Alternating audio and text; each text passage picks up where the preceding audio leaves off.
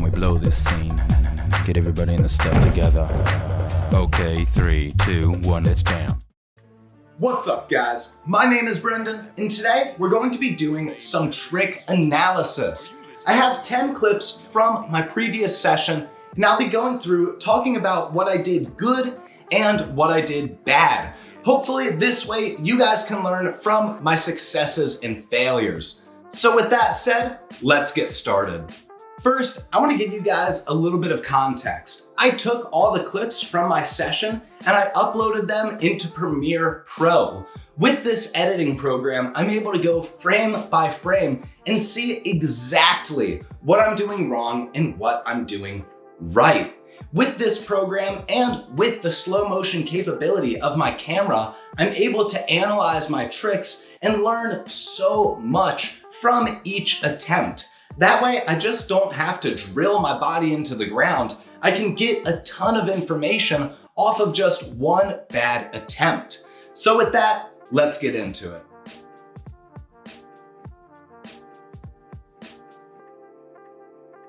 I love Anderson .Paak. That's what's playing in the background. You can already tell just by the way I got up that when I hit the apex, I'm frozen. I'm not really leaning one way or the other. I'm putting all of my momentum into my legs so that way my upper body can kind of freeze. That's what makes a really good al batido, someone who strikes their target, but also someone who freezes in that middle position. To reset after the al batido, I really need to push off my plant hand super hard. That's what gets my chest up, so that way I'm ready to set for a U dip and do the butterfly twist break fall. You can see I do a pretty good job of setting like a butterfly kick before I rip in my twist. My twist looks pretty solid and pretty tight, but you can tell that while my left leg is tucked into my body, my right leg should be straight. Right now in this clip, it is super loose. So the next time I do my butterfly twist or my butterfly twist break fall, I'm gonna try and straighten out that right leg, the leg that I'm twisting around. Now this is the frame right before I hit the ground. This frame is super important because it shows me that my entire body is hitting the ground all at the same time. And that's what dissipates the impact and makes it easier on my body. Everything hitting at the same time spreads out the impact through my entire body. Oh. That said, it still hurts. This trick does take a certain level of masochism and commitment. You can tell I bounce off pretty hard because when I hit the ground, my goal is to be super tight. If I'm loose at all, it's just not gonna be good. I'm gonna slam into the ground and all that energy is gonna go straight into my body. Rather, I want to freeze my body so that way I bounce right back off the ground. Good, good. I think I did a pretty good job of that one. Let's watch it one more time.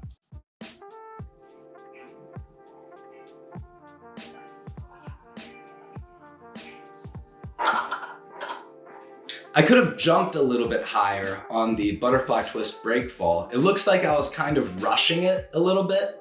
And one thing you'll also note is when I do the butterfly twist break fall, I drag my arm against the ground to slow my momentum. That actually scratches me up. I actually bled a little bit after doing this trick, which isn't a bad thing, but it's something to be really aware of. And next time I might go with a flat hand so that way I don't scratch up my knuckles. But I think that's enough for this clip. Like I said, I really liked this combo and I will be adding on to it in the future by trying to combo into the al batido and also combo out of the break fall. But I think this is a super solid two-hitter.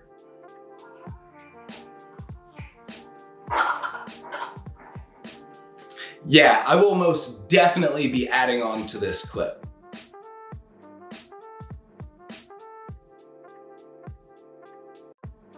Clip number 2 is my jackknife. I love the jackknife. I think the jackknife is a super important trick when it comes to tricking culture, because this move has absolutely no to very little martial value, but it looks like a super cool martial arts trick. So let's check out my technique and see what I did wrong and what I did good.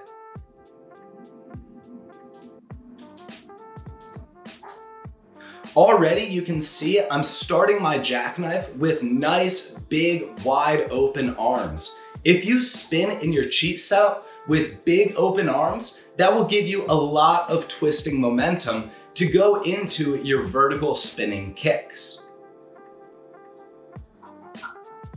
Now, one thing I didn't do as well of is my arms kind of tucked into my body when I was ending my cheat setup. Now, this might make the trick look a little bit more martial, but it doesn't help the acrobatic side of it. Also, I had a little bit of a lean. I was leaning back a little bit on my jackknife, and next time I'll try and be a little bit more proper with my chest. When the first kick comes out, I should be doing a better job of opening up my upper body to stall me out, to make that kick look more prominent. But it was cold in the gym. I'll survive. This was a pretty decent first kick.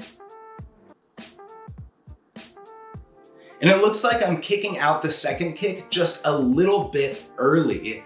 I want my hook to start right where my round kick ended. And my round kick ends right by the light, whereas my hook kick starts way before I get to the light. So rather, next time, I'm gonna try and stall out that hook kick and wait just a little bit longer before I throw it out. Oh, I had way too much head whip. What I mean by that is look at my head when I execute the hook kick. It whips towards the ground. That head whip is really important to kill my momentum so that way I can end standing. But that head whip also doesn't make the trick look as martial. Next time I do it, I'll probably still have a head whip, but I'll try and lessen it. Have a little bit less of a head bang when I do my jackknife. But I really like this clip. I'm glad with how my jackknife came out. I just need to use my arms more to stall out the first kick and wait a little bit longer before I throw out the second one. But that was a good jackknife. Let's watch that one more time. Yeah, that was a good jackknife, but there are loads of things I could improve on.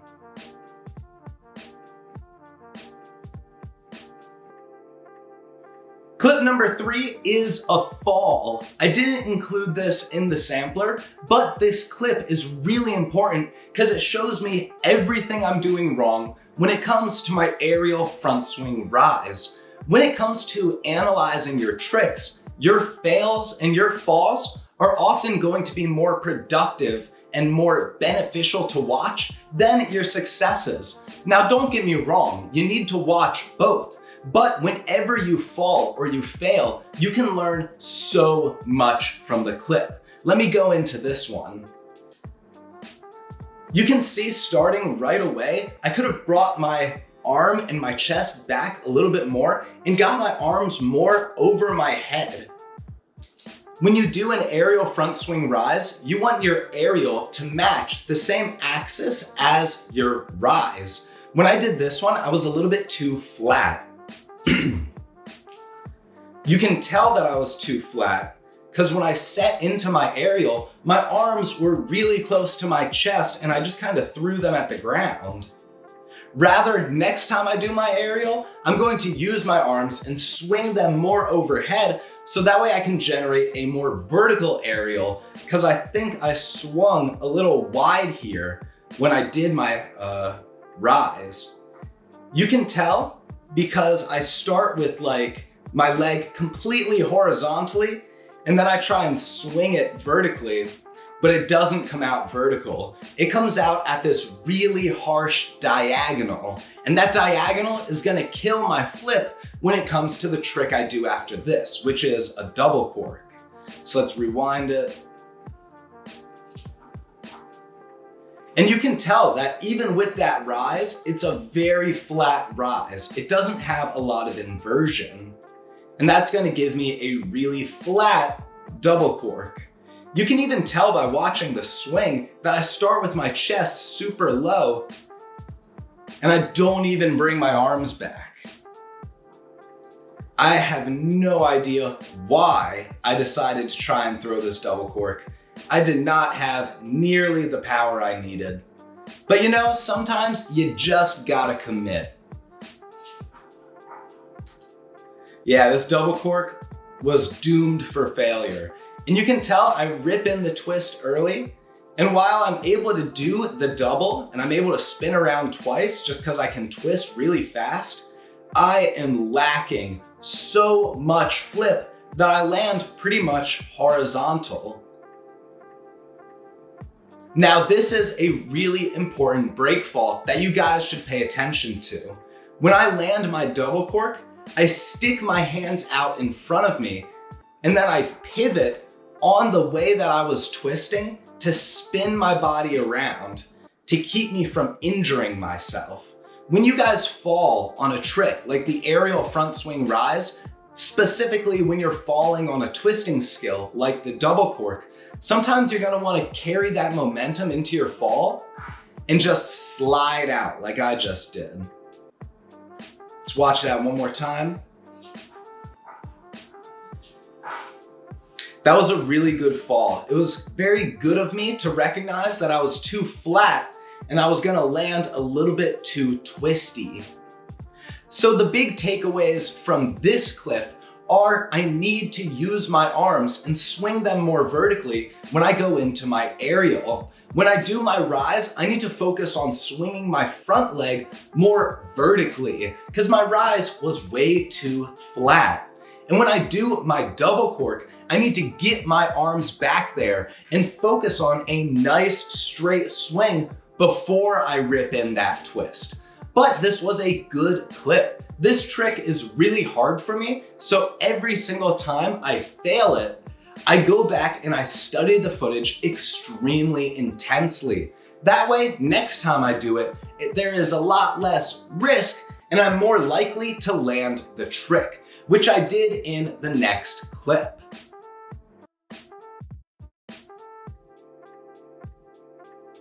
Clip number 4 is me landing the aerial front swing rise swing double cork. Now, even though I landed it, that doesn't mean it was good. There are a ton of things about this trick that could easily be improved.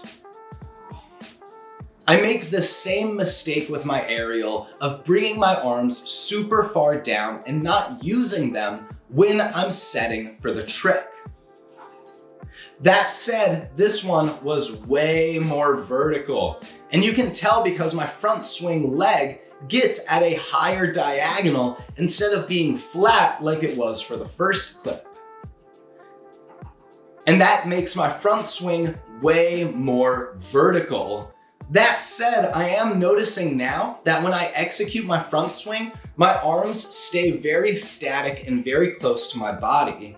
When you execute a front swing, you should be moving your arms like you would a rise or a Gumby. And this one, my arms are just way too static. You can see I do a decent job of pumping my left arm back when I execute the front swing, but I need to be way more cognizant of my arms earlier in the skill. Now you can see I swing that front swing leg a little bit wide, which gives me, again, this very flat, horizontal rise. And when I swing for the double cork, I do a much better job of this one, getting my chest up and getting my arms back, which is good because it gives me a more vertical set. In retrospect though, that swing is garbage. Look at where I'm looking. I'm looking straight at the ground and my leg is bent like crazy. Garbo swing. But I have good double cork technique. I'm able to twist really fast. So I was able to get my legs back beneath me, but just barely. So when it comes to landing a trick, often if you force the landing, it does more damage to your body than falling in a safe manner. For example, on this clip, you can tell that I was going to fall way earlier. You could tell just by the swing of the double cork that this wasn't a good attempt. But right at this moment, I tuck my legs in to get them beneath me and complete the flip. And because of that, I land with my chest down and I smash my lower body and my pelvis into the ground. You can tell because I kind of bounce back a little bit when I land. Now that was the first time I landed double cork from aerial front swing rise, at least one that I consider an actual double cork. But there's still loads more work I need to do with this trick. Not only that, but if I force landings like that very often, it's gonna do lasting damage to my body. And I don't wanna deal with any of that. But this was a good clip and it was a good trick and I'm so glad that I did it. That said, there's just so much more for me to learn.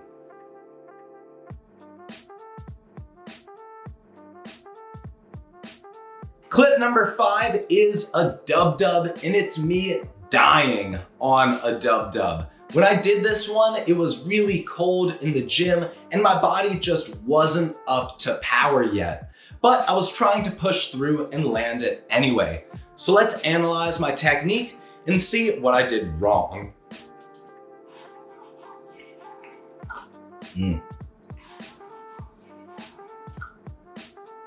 One thing I did really well was I swung my arms vertically and I had a nice big open body position when I did my cartwheel.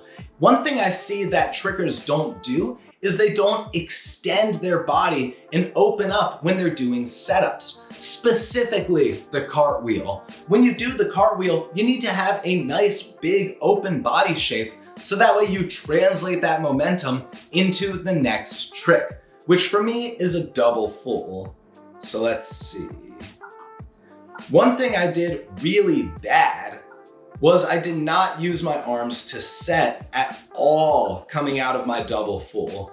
You can see they are right here, super close to my body, and we do not want that. Rather, we want our arms to be nice and big and generating that momentum above us so that way we can then pull them in and rotate really fast. But that's not what I did. My arms were super close to my body coming out of my cartwheel.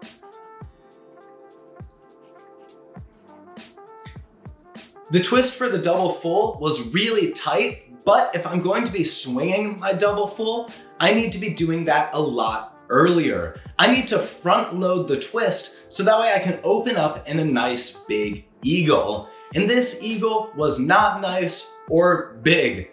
I opened up my eagle a little bit late. What I mean by that is my chest is low. My arms are way far back, which is good, and my swing leg is back. But if you can look, my body is almost balanced forward. And we don't want that. We want our body weight to be in a nice straight line from our ankle to our knee to our hip and then to our shoulder. If we draw that line when we do a swing, we should be able to translate all the momentum from the setup into the next skill.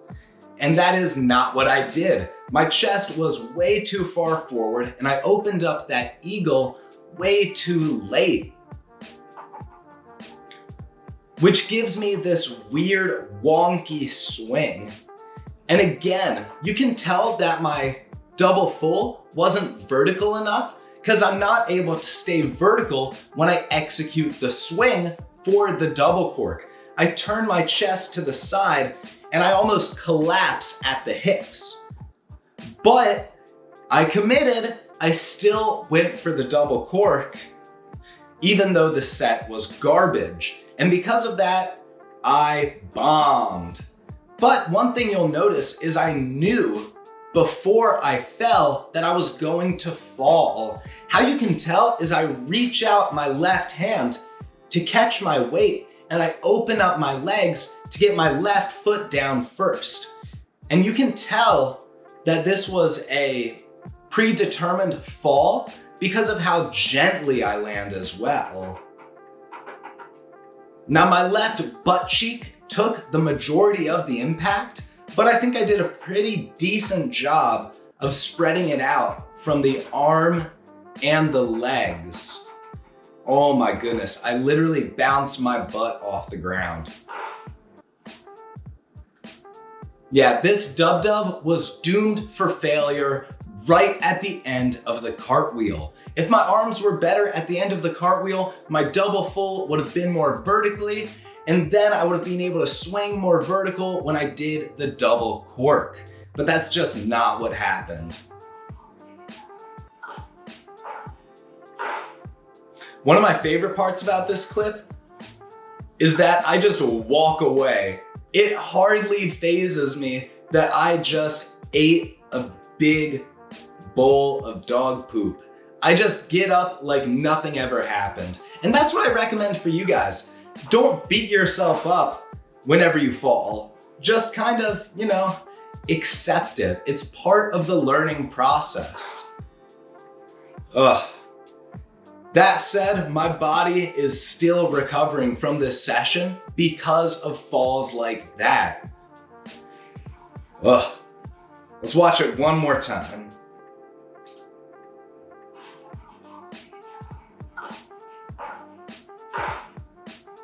Ugh. That hurts so bad.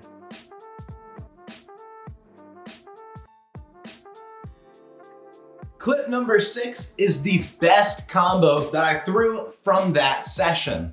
In a lot of the clips that I've shown you thus far, I've been talking a lot about my mistakes. And in this clip, I want to kind of talk about what I did well. When you're an athlete and when you're analyzing yourself, don't just point out your flaws. Also, be kind to yourself and tell yourself what you did well. So let's check out this combo.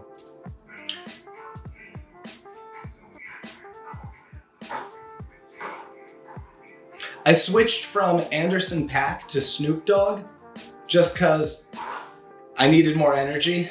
Snoop Dogg has more energy than Anderson .Paak in my head. I don't know. I recommend them both for a good session. When I enter my cart double full hyperhook, you'll notice my cartwheel and my double full are both very off axis. That's because I'm doing a kicking variation, and I also want to put in minimal power, because after the double full hyperhook, I'm going into a bunch of groundwork. So if I put in too much power in the double full hyperhook, I'm not going to be able to smoothly transition over to the floor. So you can see that it's a little bit more off axis. Yeah, the double full and the double full hyperhook is way more off axis than the double full and the double full swing. And knowing that difference is huge once you get to this level. Now you can see I do a good job of when the hook comes out, I put all of the momentum into that leg and let it swing around me as I block off of my left arm. My left arm takes the rest of the momentum that was coming from the double full hyperhook. Another thing I want to talk about is my spotting. With the cart double full hyperhook, I'm looking at my target. With the inside sweep, I'm looking at my target. With the front sweep, I'm looking at my target. But then I go from martial mode to acrobatic mode. And I go from looking at my target to looking at my landing, the ground, so that way I'm able to throw a good rise. When you're tricking a bunch of different skills, often from different disciplines, you have to switch from a martial mindset of spotting your target and kicking to a acrobatic mindset of focusing on your control and understanding where you are in 3D space. Now you'll notice I spot the ground on my rise, but then my eyes go right back to my target for the cheap 9. which is kind of like a rack 9. I'm super over cheating this one. Yeah, I barely even rotate 360 degrees. But again, my eyes are locked onto that target. But again, I have to go right back to acrobat mode and do a coin drop. So my eyes go straight back to the ground. And once I get to this position, I am good to do anything. This is the position where I start my master scoot. Master scoot is definitely my favorite setup. So whenever I'm doing a combo, I try and get myself to this position so that way I'm able to end the combo with some fire, which in this case was a double cork to Iron Man or ninja pose. Whenever I do a double cork to that pose, I swing super wide and I try and stay really low to the ground. I swing super wide because I want to land with my body flat, and I stay low to the ground so that way I don't have to beat up my arm and my knees when I finally land. So putting less power into the setup can sometimes be really beneficial. Let's watch this clip one more time. I'm really happy with how this combo turned out. I love training to Snoop Dogg. It's some of the best music. Yeah, I'm really happy with that combo.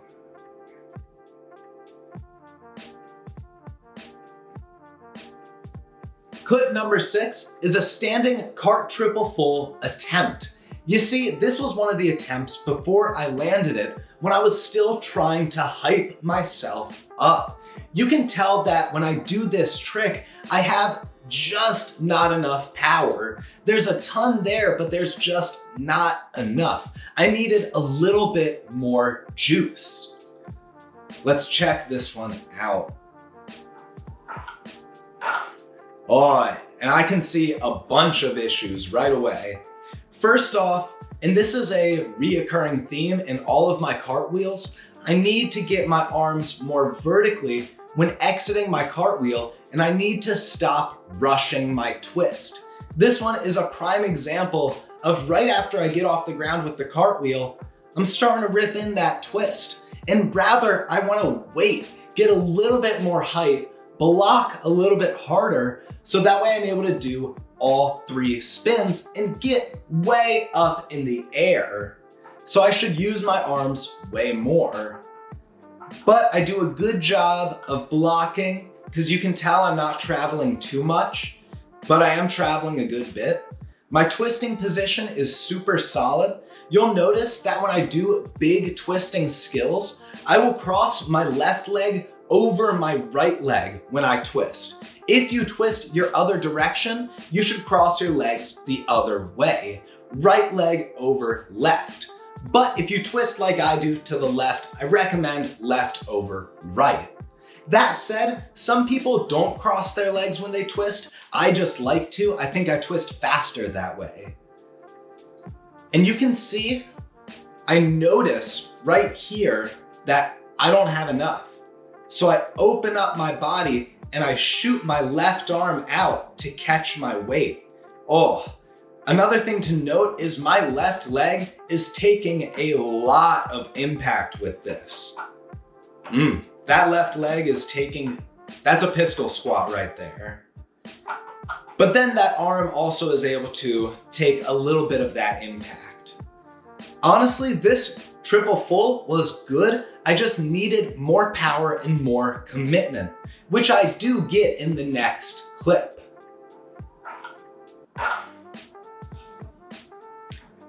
Whenever you put a hand down, you gotta cut it off. It's just the limbs of disappointment. You gotta get rid of it. All right, let's watch that one more time and then we'll move on to me doing it right.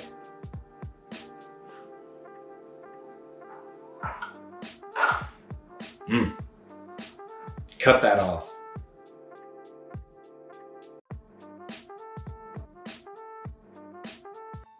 Clip number 7 is me stomping my standing cart triple full. I am so proud with how this one came out. Yep. Start from dead standing. Yeah, that one was much better. And you can tell because I'm hype when I land. Let's analyze this and see what I did well. I do a good job of keeping a nice big open body shape when I do my cartwheel, but I could do a better job of pushing off the ground harder. You can tell my arms were a little bit wide there, and if I brought them in more and pushed off a little bit harder, I could probably get a little bit more height. Same tip with my arms with all the cartwheels. I need to swing them more vertically as I'm setting for my triples. One thing to note here is my right leg is bending to absorb the impact, while my left leg is staying super strong and blocking most of the momentum. I do a good job of shooting straight up off this one and not going too far to one way or the other. My twisting position was even tighter on this one, with my legs crossed higher up on my body and my arms closer to my chest. You can tell even on this frame specifically that my legs were super crossed and I was squeezing with my adductors to keep them super close. Ooh, a little bit of lack of commitment here. I can see it. Because you can tell because I get my left arm beneath me as if I was going to fall. That is a really bad habit that I need to break, that I'm just noticing. But this was a really good standing cart triple full. I really have no complaints here. I am so happy about it.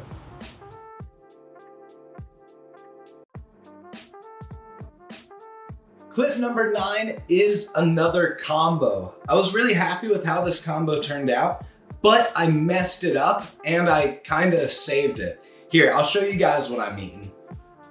So right in the beginning, I do a cheat 9, and then I turn to do a vanish swing 180 hyper. Boop. I don't know what my arms were doing as I was doing this crescent kick. Look at my right arm. It's just punching to the side for no reason.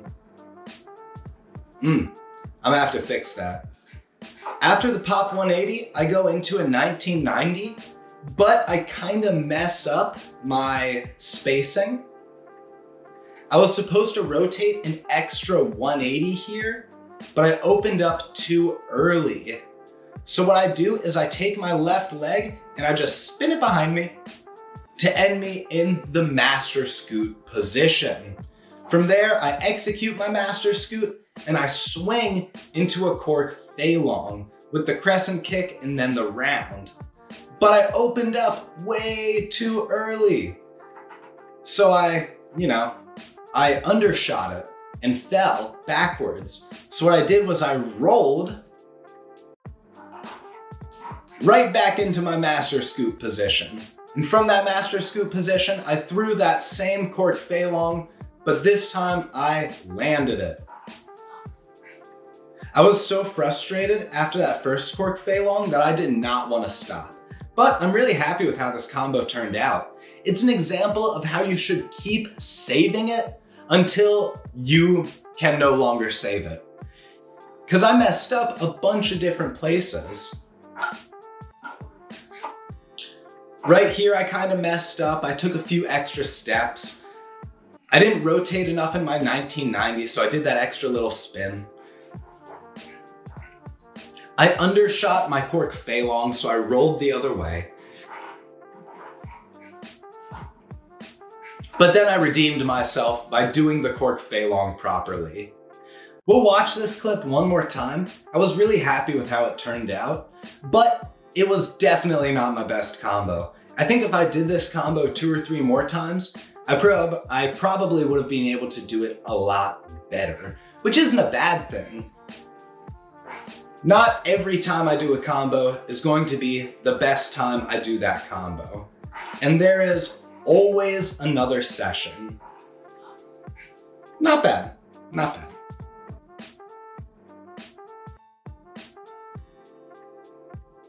Clip number 10 is my Rodeo Cork gyro. I absolutely love this trick, and I think I did it pretty well for this sampler. Let's see. That was okay. So let's go through and analyze this really well. First and foremost, I should have had a more vertical master scoot. You can tell I'm kind of going a little bit too far to the side here, which has just kind of been the theme of this session. And you can tell on my swing that my chest isn't up enough. I should be doing a better job of pushing off the ground harder with my arms to get my chest up for whatever the next skill is. And because my chest was kind of low, I wasn't able to swing and get the flip I needed. But that's okay, I still went for the grab. And you can see I get a pretty solid rodeo here, but I don't open my body. What I like to see when someone does a good Rodeo Cork gyro is they grab their foot, they open up their body, and then they execute the twist. This time I did a good job of grabbing my foot, but I could have opened up my body a lot more before executing the twist. But I push up, I grab, and you can even see that my swing was a little wide here because my body is a little flat. My head and my hips are about at the same level when I'm doing the rodeo, and that's not what I want. I want my hips over my head. So next time I'm gonna try and set a little bit more vertically so that way I have more flip. But I do a good job after I do the grab of doing that twist really fast and then tucking my legs beneath me to compensate for the lack of flip. And just like when I landed the double cork out of the aerial front swing rise earlier, it's the same sort of landing position where my left leg and my left hip take a lot of that impact. And I land in that nice deep squat that is not nice at all for my body. But I still am able to clutch it out, which is good. I was really happy with how this turned out. Definitely not my best Rodeo Cork gyro, but not my worst. And that's the important thing.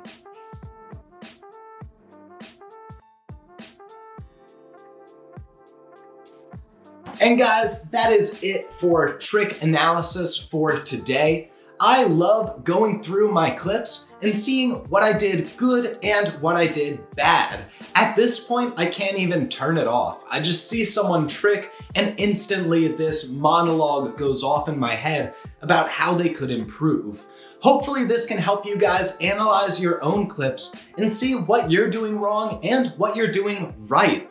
Thank you again for watching. If you want to support mastering tricking, please go to howtomastertricking.com, look around, or maybe even become a patron.